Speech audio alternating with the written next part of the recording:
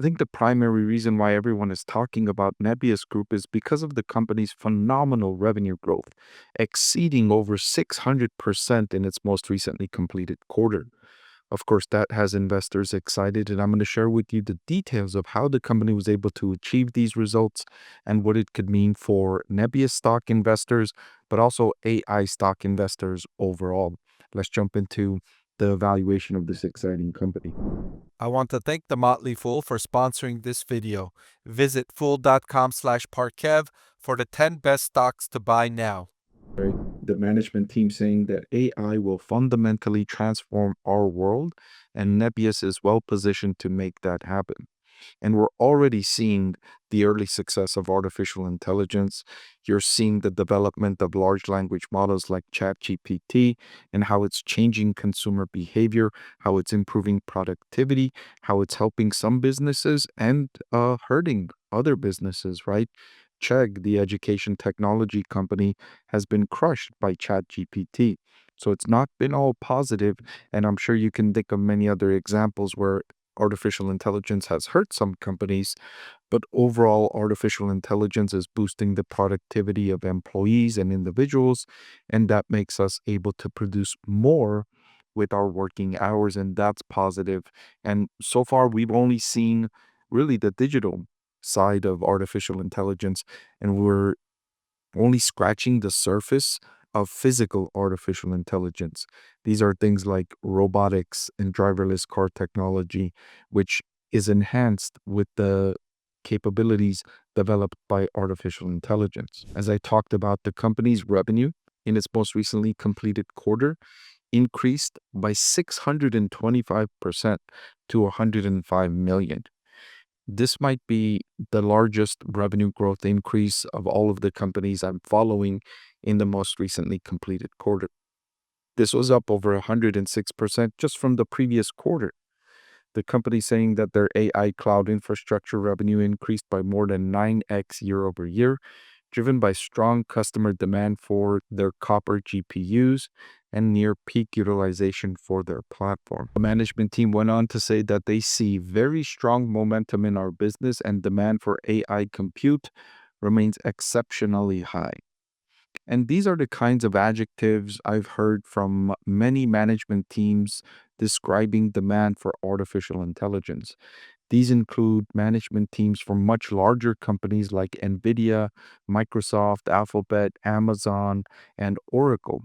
It also includes companies that are smaller like Supermicro Computer, CoreWeave, Dell Technologies, and others. Regardless of the size, I'm hearing from management teams and also geography, right? Um, I follow mostly US based companies, but I also follow some companies from Latin America and some companies from Southeast Asia and China. And regardless of the geography, I'm hearing from management teams demand for artificial intelligence. I'm hearing adjectives like insane, exceptionally high, demand exceeds supply. So similar conference call comments from management teams regardless of the size of the company and regardless of the geography of the company. So demand for artificial intelligence, broad-based, it's booming. And investors are concerned that it might be a bubble, but I don't see that. I don't see that. I don't see this as being a bubble. One of the things that defines a bubble for me is prices that are above where they should be, that don't have a foundation to stand on. And I don't see that with artificial intelligence because the foundation is the increase in productivity. The foundation is the win-win situation where artificial intelligence is increasing a business's ability to offer value to customers and simultaneously decrease their cost by increasing productivity. So it's rare to have that kind of win-win situation. And when businesses see that, they invest aggressively because those situations are rare. As a business owner, you might understand if you find an opportunity where you can boost the value you provide your customers and also decrease your costs simultaneously, you're doubling down on that all day, every day. And that's what businesses are doing, large and small. They're doubling down on their AI investments. And that's the foundation that this boom is based on.